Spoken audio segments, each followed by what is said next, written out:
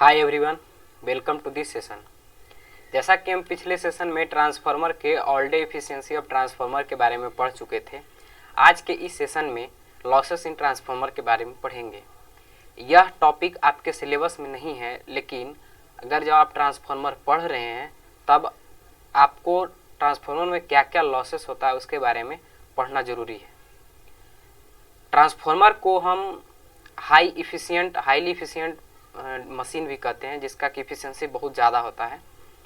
Efficiency ज़्यादा होने के बावजूद भी इसमें कुछ ना कुछ लॉसेस होता है, क्योंकि दुनिया में कोई भी चीज़ आइडियल नहीं है, कोई भी चीज़ का इफिशिएंसी 100% नहीं हो सकता है, जिसके कारण इसमें कुछ ना कुछ लॉसेस होता है। लेकिन और जितना भी मशीन है इलेक्ट्रिकल मशीन, उसके कंपेरिजन में ट्रांसफार्मर में जो लॉसेस होता है वो कम होता है। तो उसी के अनुसार हम आज का टॉपिक लॉसेस इन ट्रांसफार्मर को शुरू करेंगे। तो ट्रांसफार्मर जो लॉसेस होता है वो दो तरह का होता है। सबसे पहला जो होता है वो मेजर लॉस होता है और दूसरा जो होता है वो माइनर लॉस होता है। तो मेजर लॉस का मतलब होता है कि ट्रांसफार्मर का वैसा लॉस जिसमें कि उसका मैग्नीट्यूड ज़्यादा होता है, जिसका होने का चांसेस ज़्यादा होता है, उसको हम मेजर लॉस कहते हैं। और माइनर लॉस ट्रांसफार्मर का वैसा लॉस है जिसमें कि लॉसेस का होने का चांस भी कम है और इसका मैग्नीट्यूड बहुत ही कम होता है, जिसके कारण कि इसको हम नेगलेक्ट करके चलते हैं। इसको हम ट्रांसफार्मर में नहीं इंक्लूड करते हैं, लगभग नहीं के बराबर ही यूज करते, क्योंकि मेजर लॉस का मैग्नीट्यूड के सामने इसका मैग्नीट्यूड बहुत ही कम होता है। अब मेजर लॉस को हम दो भाग में कैटेगराइज करते हैं। सबसे पहला जो होता है वो होता है कॉपर लॉस और दूसरा जो होता है वो आयरन लॉस। और कॉपर लॉस क्या होता है? तो कॉपर लॉस ट्रांसफार्मर में जो बाइंडिंग होता है उसके रेजिस्टेंस के कारण जो वहाँ पर लॉसेस प्रोड्यूस होता है। रेजिस्टेंस तो जानते हैं कि वो क्या करता है, पावर को डेसिपेट करता है, पावर को बर्बाद करता है। तो उसके कारण जो वहाँ पर लॉसेस होता है ट्रांसफार्मर में, उसको हम कॉपर लॉस कहते हैं। और आयरन लॉस जो होता है वहाँ पर जो ट्रांसफार्मर का कोर में जो लॉसेस होता है, मैं वहाँ पर जो आयरन मटेरियल के कारण उस लॉसेस को हम आयरन लॉसेस कहते हैं। आयरन लॉस को दो भाग में बांटा गया है।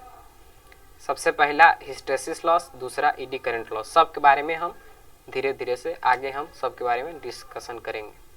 और माइनर लॉस को भी दो भाग में बांटा गया है। जैसे मेजर लॉस को दो भाग में बांटा गया है, कॉपर लॉस और आयरन लॉस, उसी प्रकार माइनर लॉस को भी दो भाग में बांटा गया है। सबसे पहले स्ट्रे लोड लॉस और दूसरा जो होता है वो डाइलेक्ट्रिक लॉस। तो यही टोटल ट्रांसफार्मर में जो लॉसेस है उसको हम डायग्राम एक चार्ट के थ्रू हम आपको बता दिए हैं कि टोटल इतना लॉसेस होता है ट्रांसफार्मर में। अब देखिए, सबसे पहले हम पढ़ेंगे कि कॉपर लॉस क्या होता है। तो कॉपर लॉस ट्रांसफार्मर में उसके रेजिस्टेंस के कारण होता है। वहाँ पर जो कॉपर का बाइंडिंग किया हुआ रहता है ट्रांसफार्मर में, उस कॉपर बाइंडिंग के कारण जो लॉसेस प्रोड्यूस होता है उसको हम कॉपर लॉस कहते हैं। जैसे कि देखिए लिखा भी गया है कि copper loss mainly occurs due to resistance in transformer. Transformer में जो कॉपर लॉस होता है वो जनरली रेजिस्टेंस के कारण होता है। उसी को दूसरे भाषा में लिखा गया है कि copper loss occur because of ohmic resistance in the binding of transformer. Copper loss जो है वो ट्रांसफार्मर में ओमिक रेजिस्टेंस के बाइंडिंग के कारण होता है। मतलब जो बाइंडिंग में जो ओमिक रेजिस्टेंस होता है उसके कारण, रेजिस्टेंस का प्रॉपर्टी होता है कि वो हीट को डिसिपेट करता है, हीट को बर्बाद करता है। तो उसी तरह जब वो हीट जो इलेक्ट्रिक करंट है उसको हीट के रूप में वह बर्बाद करेगा तो वहाँ पर लॉसेस होता है। उस लॉसेस को हम कॉपर लॉस कहते हैं। अब यह कॉपर लॉस होता कैसे है? तो इसके लिए कहता है कि प्राइमरी और सेकेंडरी बाइंडिंग जो ट्रांसफार्मर है दोनों में करंट I1 और I2 जाता है, और दोनों का रेजिस्टेंस अगर हम माने R1 और R2, तब उस कंडीशन में जो ट्रांसफार्मर में लॉसेस होगा प्राइमरी साइड में, उसका वैल्यू I1 के स्क्वायर इंटू R1 होगा, और सेकेंडरी साइड में जो करंट का वैल्यू होगा उसका लॉसेस, सेकेंडरी साइड में जो लॉसेस का वैल्यू होगा वो होगा I2 का स्क्वायर इंटू R2 का स्क्वायर। तो ये जो हुआ वो सेपरेटली सब में लॉसेस हुआ। प्राइमरी में लॉसेस हुआ I1 का स्क्वायर R1, सेकेंडरी में लॉसेस हुआ I2 का स्क्वायर R2। लेकिन अगर हम overall entire whole copper loss के बारे में कहेंगे तो होल कॉपर लॉस को हम PC से रिप्रेजेंट करते हैं। तो उस अनुसार यहाँ पर होगा कि I1 का स्क्वायर इंटू R1, देखिए लिखा गया I1 का square into R1 plus I2 का स्क्वायर इंटू R2। तो ये जो हुआ वो इंटायर या होल कॉपर लॉस इसको कहेंगे। वही बात यहाँ लिखा गया है कि प्राइमरी को अगर हम I1 कहते हैं, सेकेंडरी को अगर I2 कहते हैं, प्राइमरी के बाइंडिंग को रेजिस्टेंस को R1 और सेकेंडरी को R2 कहते हैं, तो वहाँ पर कॉपर लॉस जो होगा वो I1 R1 होगा और I2 R2 होगा। और इसका इंटायर होल कॉपर लॉस जो होगा वो I1 का स्क्वायर R1 प्लस I2 का स्क्वायर R2 होगा। इस लॉसेस को हम वेरिएबल ओमिक लॉस भी कहते हैं, क्योंकि यह जो लॉसेस है वह लोड पर डिपेंड करता है। जैसे जैसे लोड का वैल्यू हम चेंज करेंगे वैसे वैसे उसका करंट का वैल्यू चेंज होगा। अगर करंट का वैल्यू चेंज होगा तो लॉसेस का जो वैल्यू है कॉपर लॉस उसका वैल्यू भी चेंज होगा, क्योंकि कॉपर लॉस जो है वह करंट का डायरेक्टली प्रोपोर्शनल है। यहाँ पर देखिए पीसी जो है यहाँ पर जो भी है, अगर प्राइमरी साइड का अगर हम लॉसेस देखें तो वह क्या है, करंट के स्क्वायर के डायरेक्टली प्रोपोर्शनल है। मतलब करंट का वैल्यू अगर बढ़ेगा तो लॉसेस बढ़ेगा, करंट का वैल्यू घटेगा तो लॉसेस घटेगा। अब देखिए इसी में नोट पॉइंट है कि फुल लोड कॉपर लॉस जो होता है वो फुल लोड करंट का स्क्वायर होता है। पीछे ही बता चुके हैं, क्योंकि कॉपर लॉस क्या होता है आई स्क्वायर आर, मतलब करंट का स्क्वायर, और कॉपर लॉस जो है वो डायरेक्टली प्रोपोर्शनल है करंट के स्क्वायर का। उसी के अनुसार अब देखिए, अगर कभी देखते होंगे आप, कभी एक और क्वेश्चन देखेंगे बनाएंगे तो वहां पर देखेंगे कि क्वेश्चन लिखता है कि अगर ट्रांसफार्मर का कॉपर लॉस तब निकालिए जब वह फुल लोड का 1/2 या 1/2, मतलब लोड का जो वैल्यू है वह पहले का जो लोड है फुल लोड है उसका हाफ है, तब उस केस में कॉपर लॉस क्या होगा। तो उस केस में हम कॉपर लॉस निकालने के लिए वहां पर फॉर्मूला का उपयोग करते हैं कि x square into full load copper loss.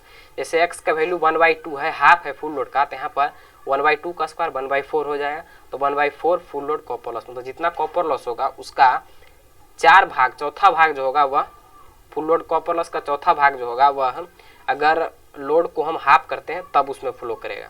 मतलब लोड को अगर हाफ करेंगे तो कॉपर लॉस को हम 4 से डिवाइड करेंगे। अगर वहीं पर अगर हम फुल लोड जो था, फुल लोड का वैल्यू का हम 1/4 या 1/4 भाग लेते तो उस केस में हम फुल लोड कॉपर लॉस जो था उसको 1/60 से डिवाइड करते, मतलब 16 से डिवाइड करते। जैसे देखिए यहाँ एग्जांपल में दिखाया गया है, जैसे देखिए कि copper loss at 1/2 of full load, 1/2 of full load है, उस कंडीशन में कॉपर लॉस जो होगा वो क्या होगा, 1/2 का square into full load of copper loss.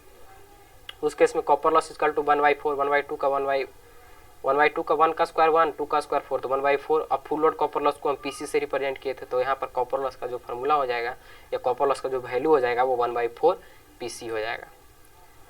Per unit resistance transformer का इक्वल होता है पर यूनिट कॉपर लॉस का। ये सब पॉइंट जो है वो मेमोराइज कर लीजिएगा, जरूरी है, एग्जाम में पूछता है सब ऑब्जेक्टिव के फॉर्म में। Resistance, percentage resistance of transformer जो होता है वो इक्वल होता है फुल लोड कॉपर लॉस के। अब हमारा नेक्स्ट लॉसेस जो है वो आयरन लॉस है। तो आयरन लॉस क्या होता है, तो यह ट्रांसफार्मर के कोर में अल्टरनेटिंग फ्लक्स के कारण होने वाला लॉसेस है। क्योंकि ट्रांसफार्मर का कोर आयरन का बना होता है, इसी कारण उसमें जो लॉसेस होता है उसको हम आयरन लॉस के नाम से जानते हैं। वही बात लिखा गया है कि this type of losses is occur in the core of transformer. यह जो लॉसेस है ट्रांसफार्मर के कोर में होता है ड्यू टू अल्टरनेटिंग फ्लक्स के कारण। एंड वी नो डैट, और हम जानते हैं that the core of transformer, transformer का core is made up of, बना होता है आयरन का, so it is known as iron loss, इसीलिए इसको हम आयरन लॉस कहते हैं। बहुत ईजी लैंग्वेज का उपयोग किया गया है, आप आसानी से समझ सकते हैं। It is also known as core loss, इसको हम कोर लॉस भी कहते हैं क्योंकि यह जो है वो ट्रांसफार्मर के कोर में होता है, because it is occurred in the core of transformer, क्योंकि ये जो लॉसेस है वो ट्रांसफार्मर के कोर में होता है, इसीलिए हम आयरन लॉस को कोर लॉस भी कहते हैं। नेक्स्ट पॉइंट कर रहा है कि आयरन लॉसेस को हम कैटेगराइज किए 2 पार्ट में, पीछे भी बता चुके हैं, जिसमें से कि पहला पार्ट जो होता है वो हिस्टेरेसिस लॉस और दूसरा टाइप जो है वो ईडी करंट लॉस है। तो हम सबसे पहले पढ़ेंगे कि हिस्टेरेसिस लॉस क्या होता है।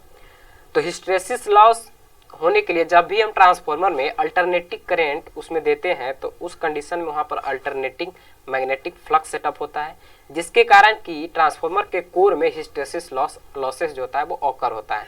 या आप बीएच कर्व पढ़े होंगे, उसमें बीएच कर्व अगर आप पढ़े होंगे तो हिस्टेरेसिस लॉस बहुत अच्छा से समझ में आएगा। वहाँ पर बताया गया है कि जैसे भी कोर में अगर हम अल्टरनेटिंग मैग्नेटिक फील्ड देते हैं तो उस कारण क्या होता है कि वह कुछ देर तक मैग्नेटाइज होता है, लेकिन जब हम उसका डायरेक्शन, करंट का डायरेक्शन चेंज होता है तब उस केस में वह कम्प्लीटली डीमैग्नेटाइज नहीं होता है, कुछ ना कुछ पार्ट रह जाता है, जिसके कारण कि ट्रांसफार्मर में लॉसेस होता है।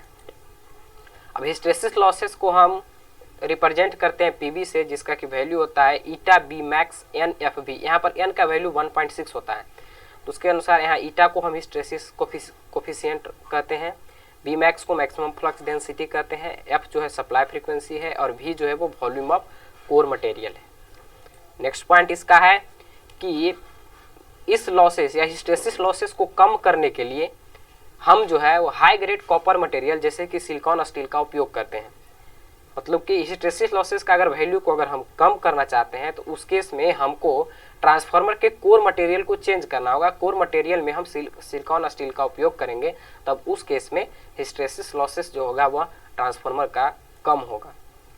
हिस्टैरिसीस लॉस के कारण जो है वह मैग्नेटिक मटेरियल का टेम्परेचर बढ़ जाता है। जो हीट ट्रांसफार्मर हीट होता है, हीट होने का कारण है हिस्टैरिसीस लॉस। हिस्टैरिसीस लॉस के कारण ही जो है वह ट्रांसफार्मर हीट होता है।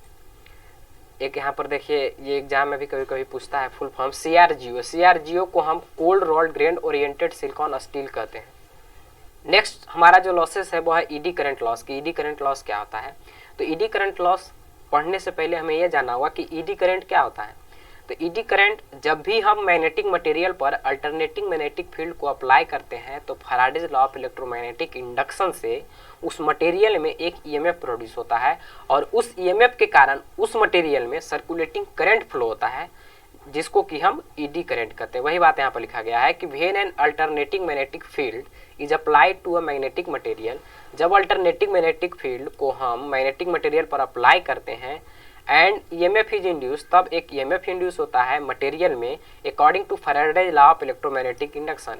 Faraday's law of electromagnetic induction के कारण वहाँ पर एक ईएमएफ इंड्यूस होता है and due to this EMF, और इस ईएमएफ के कारण circulating current flow with the body.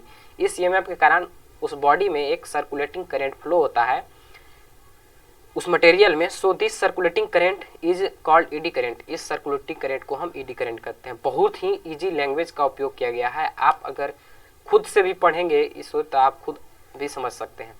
As this current are not responsible for doing any useful work, यह जो करंट होता है वह किसी भी तरह का काम यूजफुल काम के लिए जब इसका उपयोग नहीं किया जाता है तो उस केस में यह एक लॉसेस प्रोड्यूस करता है I² लॉस मैग्नेटिक मटेरियल में, जिसको कि हम ईडी करंट लॉस कहते हैं। यह जो ईडी करंट है, यह ईडी करंट जो है वह किसी भी तरह का यूजफुल वर्क के लिए नहीं उपयोग किया जाता है, जिसके कारण कि यह जो है वहाँ पर ट्रांसफार्मर के मटेरियल जो होता है उसमें कि एक लॉसेस प्रोड्यूस करता है I² लॉस, जिसको कि हम ईडी करंट लॉस कहते हैं। इसी में नोट है कुछ पॉइंट। ईडी करंट लॉस के कारण जो है हीट जनरेट होता है कोर में। तो कोर में हीट जनरेट होने के लिए दो लॉसेस होता है, ईडी करंट लॉस और हिस्टैरिसीस लॉस। तो दोनों लॉसेस से ट्रांसफार्मर के कोर में हीट जनरेट होता है, ट्रांसफार्मर का कोर हीट होता है। Eddy current loss is reduce by increasing the resistance of core. Core के रेजिस्टेंस को बढ़ाकर हम एडी करंट लॉस को घटा सकते हैं। As the lamination are thin they will have relatively high resistance. जैसे जैसे हम लेमिनेशन को थीन करेंगे, जितना थीन लेमिनेशन होगा उस केस में उसका रेजिस्टेंस उतना ही हाई होगा। अब हमारा नेक्स्ट जो है वो है स्ट्रे लॉसेस। यह किसका है? यह माइनर लॉसेस का टॉपिक है। माइनर लॉसेस का जो पार्ट था, दो पार्ट में हम डिवाइड किए थे स्ट्रे लॉस। तो उस केस में देखिए स्ट्रे लॉस क्या है कि स्ट्रे लॉस जो है वह ट्रांसफार्मर का एक लॉस है जो कि ऑकर होता है लीकेज फील्ड के कारण। जो फील्ड लीक होता है उसके कारण जो लॉसेस होता है ट्रांसफार्मर में, उसको हम स्ट्रे लॉसेस कहते हैं। यह लॉस को निगलेक्ट कर देते हैं क्योंकि इसका वैल्यू कॉपर लॉस और आयरन लॉस के कंपेरिजन में बहुत ही कम होता है, जिसके कारण कि इसको हम निगलेक्ट कर देते हैं। और माइनर लॉस का दूसरा पार्ट जो था वो था डाइलेक्ट्रिक लॉस। तो डाइलेक्ट्रिक लॉस क्या होता है? तो डाइलेक्ट्रिक लॉस जनरली जो ट्रांसफार्मर में होता है वह ट्रांसफार्मर के वाइल के कारण होता है। अगर वाइल में किसी तरह का कोई भी इम्प्योरिटीज मिल जाता है जिसके कारण उसका डाइलेक्ट्रिक जो है डाइलेक्ट्रिक उसमें कुछ परिवर्तन हो जाता है, जिसके कारण कि ट्रांसफार्मर का वाइल जो है वह बर्बाद हो जाता है और उस कंडीशन में ट्रांसफार्मर में कुछ लॉसेस होने लगता है, जिसको कि हम डाइलेक्ट्रिक लॉस कहते हैं। तो ये सब जो लॉसेस है इसका होने का चांसेस बहुत ही कम होता है, नेग्लिजिबल इसका जो अमाउंट होता है वो बहुत ही कम होता है, जिसके कारण कि इस लॉसेस को हम ट्रांसफार्मर के केस में नेग्लेक्ट कर देते हैं। ट्रांसफार्मर के केस में इसका वैल्यू बहुत कम होने के कारण इसको हम नेग्लेक्ट कर देते हैं। तब ओवरऑल ट्रांसफार्मर में लॉसेस यही था। ट्रांसफार्मर के लॉसेस हमने कोशिश किया है कि आपको आसान से आसान भाषा में लिखकर और बताकर अच्छा से समझा दें। आशा करते हैं कि आपको समझ में भी आया होगा।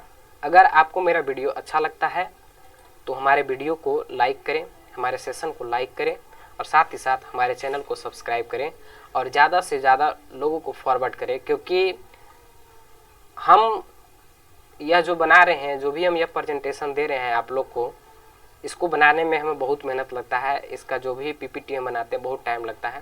तो आशा करते हैं कि सबको फ़ायदा हो, ज़्यादा से ज़्यादा लोग को फ़ायदा हो। तभी हमें खुशी होगी। धन्यवाद।